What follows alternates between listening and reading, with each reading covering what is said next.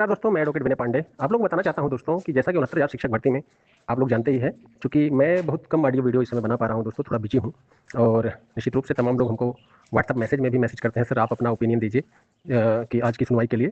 तो दोस्तों आज जैसा कि जो कोर्ट में हुआ दोस्तों, उसमें मैं आपको बताना चाहता हूँ कि आज की सुनवाई जो हुई अभी तक दोस्तों, देखिए 4 फरवरी से ही ये सारे क्रियाकलाप चल रहे हैं। 4 फरवरी को भी उन्होंने कहा था, जब जस्टिस दीपांकर दत्ता ने पहली बार जब ये हुआ कि जो है याची लाभ की तरफ मामला बढ़ रहा है।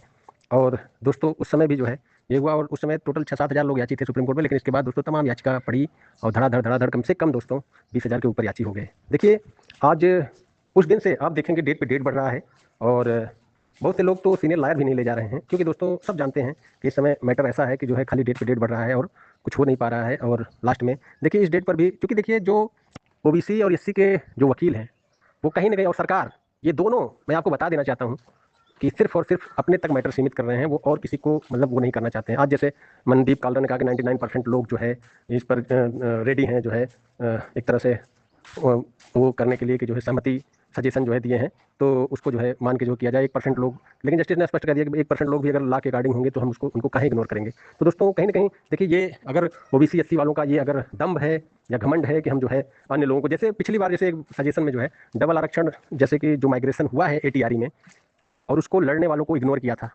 तो दोस्तों कहीं ना कहीं दोस्तों आज जो है ईडब्ल्यूएस और डबल आरक्षण पे सीनियर लॉयर देखिए कामत और जो है अपर्णा भट्ट मैम, दोनों ने मजबूती से पक्ष रखा। और दोस्तों एक बार तो ऐसा लग रहा था कि जो जो सजेशन है उस पर जो है मुहर लग सकती है। और हालांकि स्टेट अभी एकदम शांत है दोस्तों, स्टेट की तरफ से शांति बनाए हुए हैं, बस वो ऑनलाइन जुड़ जाती हैं। ऐश्वर्या भाटी मैम कोई भी ओपिनियन नहीं दे रही हैं, बस वो जो अपना फाइल की थी वही। लेकिन उस फाइल को एक तरह उस पर जो है कोई भी जस्टिस दीपांकर दत्ता ने ऑर्डर नहीं दिया, क्योंकि जो है आप लिस्ट बनाओगे 6800 की लिस्ट बनाए थे, वो भी क्वेश हो गया। इसके बाद जो है आप एफिडेविट में दे रहे हैं कि 8200 या फिर 9,000 के आसपास लोग जो है ये।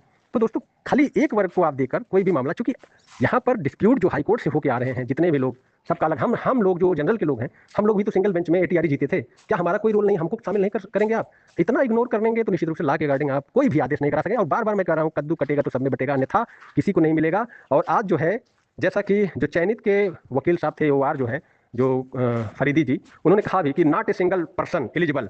और ये हमारे कैंडिडेट जो है, उन्होंने कहा कि जितने भी ये लोग हैं ये कोई एलिजिबल नहीं है, और जो भी हमारे कैंडिडेट हैं वो 6 साल से नौकरी कर रहे हैं, 2020 से जो है नौकरी कर रहे हैं, और निश्चित रूप से वो लोग एलिजिबल हैं और हायर मार्क वाले हैं। और ये लोग जो है ये फेलर लोग हैं, और ये लोग चैलेंज करके इस तरह का बात कर रहे हैं। तो दोस्तों कहीं ना कहीं अगर कोर्ट को ये समझ में आ गया कि जिला स्तर की भर्ती है, मैं बार बार कह रहा हूँ ये सारे लोगों को जो अचयनित हैं, कोर्ट की नज़र में एक चीज़ स्पष्ट रहता है दिमाग में, कोई कितना भी कहे कि हम आरक्षण और ऐसा वैसा, पॉलिटिकली ये सब मैटर चलते हैं दोस्तों। और देखिए पॉलिटिकली मैटर आप कितना भी चला लीजिए, उससे देखिए वोट, कोई एक मुद्दा, राष्ट्रीय मुद्दा ही पूरे मैटर को एक तरह वो हो जाता है। ये नौकरी, सरकारी नौकरी 2 करोड़ है पूरे भारत में, और 145 करोड़ की आबादी है। क्या संभव है कि 143 करोड़, जो अब 143 करोड़ लोग नहीं पाएंगे तो कहेंगे भैया कि ये सरकारें खराब है? जितनी सरकारें आती जाती हैं, आती जाती रहेंगी, ये मुद्दा जितने भी सबको सरकारी नौकरी नहीं मिल सकती। आप अगर एलिजिबल थे तो आपको मिल जाता, आप काहे नहीं 2-4 नंबर ज्यादा पाए? आप आज ये क्या कह रहे हैं कि आरक्षण ये वो, ये सब सिर्फ अपनी कमियों को छुपाने का वो है। और देख लीजिएगा दोस्तों, अगर जिस दिन जिला स्तर की भर्ती साबित हो जाएगी, मैं कह रहा हूँ जनरल को ही नहीं कर रहा हूँ, सारे लोगों को बोल रहा हूँ कि ओबीसी जैसे कोई किसी को एक सीट नहीं मिलेगी। और इस बाद में स्टेट देखना फिर अपना गेम खेलेगी। और लास्ट देखिए, मेरी ऑडियो वीडियो को आप अथेंटिक मानिए, ये जान लीजिए कि कोर्टें, जो लोग फेलर हैं और इतने लेट सुप्रीम कोर्ट या हाई कोर्ट आए हैं, मैंने पहले ही कहा था कि अगर 68,867 से आपको दिक्कत थी, क्योंकि पूरी लिस्ट पहली बार जब आई तो आपने 1 जून 2020 को आई, तो आप क्या जून में, जुलाई में, अगस्त में 3 महीने के अंदर आप किए, 4 महीने के अंदर, 6 महीने के अंदर आप चैलेंज किए?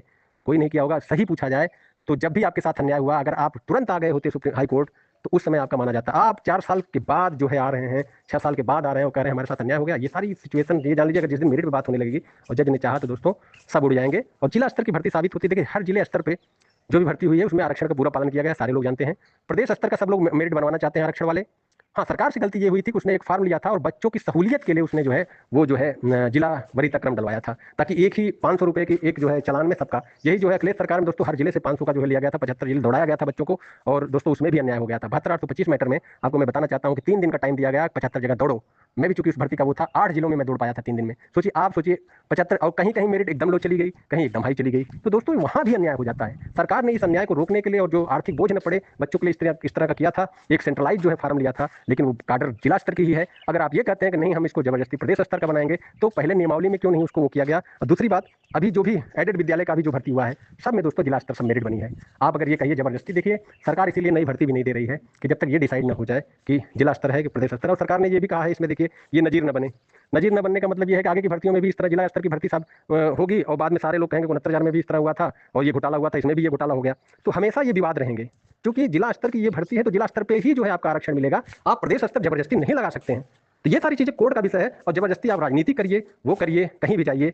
सही सच बात तो ये है कि 145 करोड़ की आबादी में सबको सरकारी जॉब नहीं मिल सकती। 2 करोड़ लोग हैं। यूपी बिहार के लोग तो ऐसे हैं दोस्तों कि सरकारी जॉब के भरोसे ऐसे रहते हैं। थोड़ा कड़वा मैं इसलिए बोल रहा हूं दोस्तों, इसलिए कि जो है मैं देखता हूं कि सब लोग राजनीति कहते हैं मैं ये उखाड़ फेंकूंगा, वो उखाड़ फेंकूंगा, कुछ नहीं उखाड़ फेंकोगे।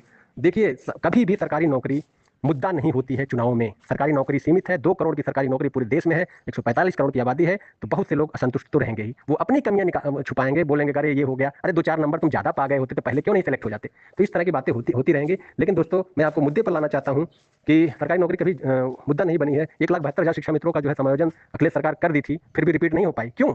क्या सरकारी नौकरी बहुत बड़ा? 1,72,000 शिक्षा मित्र, यहाँ तो 69,000 में मान लो 5-7 हज़ार लोग हैं, उनके परिवार हैं, मान लो 35,000 40,000 वोट आप काटोगे, या बहुत करोगे 50,000 काटोगे। लेकिन 1,72,000 लोग नहीं रिपीट कर पाए अखिलेश सरकार को। हमारा स्पष्ट मानना है कि आज के मैटर में ये स्पष्ट हो गया कि डब्ल्यूएस और डबल आरक्षण के जो बच्चे हैं, और वो आप वीडियो देखिएगा, कामत जी और अपर्णा भट्ट मैम जो बोली हैं, स्पष्ट है कि आप अकेले कद्दू कटेगा तो सब में बटेगा, नहीं तो नहीं मिलेगा। और आपको स्पष्ट कर दे रहा हूँ, इसी तरह मुद्दे पे अगर मेरिट पे आता रहा मामला, एक दिन कोर्ट सुनेगी मेरिट पे और वो कह देगी कि जिला स्तर की भर्ती थी, जाओ भागो यहाँ से, जो लोग सिलेक्ट हो गए, तुम लोग नहीं सिलेक्ट हो सकते हो। तो जिला स्तर की अगर भर्ती सुप्रीम कोर्ट कह दिया तो आप कहाँ जाओगे? फिर खत्म बात, मेरिट जिला स्तर पे लग गई, खत्म। तो ये सारी चीजें निश्चित रूप से वो है। हाँ, एक चीज तो डिसाइड होगा ही कि जो है कि एटीआरई का जो है माइग्रेशन वैलिड है कि नहीं है। तो एटीआरई का माइग्रेशन अगर वैलिड करती है तो ओबीसी एससी वाले ऑलरेडी माइग्रेट हुए हैं, उनको कोई फायदा होगा नहीं। अगर नहीं वैलिड करती है, कहती है नहीं ये जो है माइग्रेशन जो फाइनल मेरिट में आप मतलब गए हैं जनरल में, ये नहीं होना चाहिए, तो ऐसी परिस्थिति में दोस्तों जनरल को थोड़ा बहुत फायदा होगा। टेट को लेकर दोस्तों मेरा, हालांकि टेट के विषय में भी जनरल के लोगों की हैं, लेकिन चूंकि तमाम कुछ जजमेंट आ गए हैं कि चूंकि ये क्वालिफाइंग एग्जाम है तो इसमें जो है इसका माइग्रेशन नहीं होगा। हालांकि 2017 में एक आर्डर आया था जिसमें टेट के लिए भी वो किया था, लेकिन बाद में कुछ नए जजमेंट आ गए जो उसको ओवररूल्ड कर दिए। तो ये सुप्रीम कोर्ट का हर आर्डर एक कानून होता है, और जो लेटेस्ट आर्डर होता है वो जो है सबसे माना जाता है। फिलहाल तो दोस्तों स्पष्ट मेरा कहना है 69,000 शिक्षक भर्ती अगली डेट लग गई है सितंबर में, और 3 हफ्ते के अंदर जो है। और अंकित गोयल को दोस्तों जाते जाते कोर्ट ने कह दिया है कि आज की डेट तक, कट ऑफ डेट आज की हो गई है। और आर्डर में ये भी जिक्र हो गया है कि हाई कोर्ट से जो है उनके लिए भी और जो सुप्रीम कोर्ट में है उनके लिए भी सारा एक अलग अलग लिस्ट बनेगी। अब देखना है कि कोर्ट कहाँ तक देता है, जो हाई कोर्ट से होकर लड़के आ रहे हैं उनको देता है, या जो सुप्रीम कोर्ट में है सुनेगा तो सबको। लेकिन दोस्तों आर्डर में ये चीजें लिखाए हैं जज साहब कि हाई कोर्ट वाला, हाई कोर्ट से जो होके आए हैं उनके लिए भी। मुझे लगता है कि मैंने पहले भी कहा था आपको, ऐसा ना हो कि हाई कोर्ट से जो आए हैं उन्हीं को दे दिया जाए। अरे ऐसा भी ना हो कि लास्ट में ये हो जाए कि भैया जो 67,867 की जो लिस्ट आई थी, जब चैलेंज किया किसी ने, तभी क्योंकि उसी समय जब लिस्ट आई तो आपको चैलेंज करना था, आपके साथ अन्याय हुआ था, आपको आरक्षण नहीं मिला था, आपको ईडब्ल्यूएस नहीं मिला था, आपको डबल आरक्षण से आपको नुकसान था, ये सारी चीज। हालांकि कुछ याचिकाएं हैं, हम लोग तो भाई देखिए समय से किए थे, ईडब्ल्यूएस का हो चाहे वो हो, लास्ट डेट के पहले हम लोग चैलेंज कर दिए थे। और या फिर जो है डबल आरक्षण जो है वो लिस्ट आते ही हमने जो है चैलेंज कर दिया था। एक अजीत कुमार के नाम से एक हमारी याचिका है, हालांकि और बाद में सारे लोग 22-23 में आए, वो मतलब वैलिड होंगे कि नहीं होंगे ये सारी चीजें। लेकिन देखिए ये कोर्ट का विषय है, कोर्ट अभी सारे पक्षों को सुनेगी, लेकिन आर्डर में ये जिक्र कर देना कि हाई कोर्ट से जो आए हैं उनकी भी लिस्ट और जो सुप्रीम कोर्ट में है वो भी। तो निश्चित रूप से दोस्तों आगे चलकर ये बहुत बड़ा अहम रोल करेगा। ज्यादा अगर संख्या होगी तो हाई कोर्ट से जो होकर आए हैं उन्हीं को मिलेगा। बाकी अभी सुनेंगे सबको, आईए वालों को भी और सबको, लेकिन जो है बाद में देखेंगे। धन्यवाद।